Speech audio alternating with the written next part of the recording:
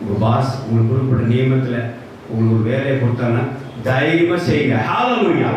அது உங்கள் வேலையாக இருந்தாலும் சரி, உங்கள் வீட்டு வேலையாக இருந்தாலும் சரி, ஊழியக்காரங்க இருந்தாலும் சரி, கர்த்தர் உங்களுக்கு ஒரு பாஸாக இருந்து உங்களுக்கு காரியத்தை நியமிக்கிறார் அப்படின்னா, ஒரு கீழ்ப்படுத்தல் உட்பட சில காரியத்தை நியமிக்கிறார், சில அத்தாரிட்டி நியமிக்க தைரியமாக செய்யுங்க. ஆனால் பலர் என்ன செய்வாங்க, அதை பார்ப்பாங்க, அப்படி செஞ்சு அப்படி ஆகிடும், போட்டு பார்க்குறோம், சிக்கலை மாட்டி பார்க்குறான், அவன் தப்பிச்சிக்க பார்க்குறான் அப்படிலாம் சொல்லுவாங்க. இந்த இடத்துல கீழ்ப்படுத்த எப்படி இருக்கணும்? வெரி கரேஜாக இருக்கணும், போல்டாக இருக்கணும்.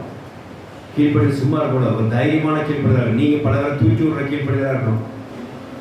அதர்வசம் சோத்திரம் இல்லாத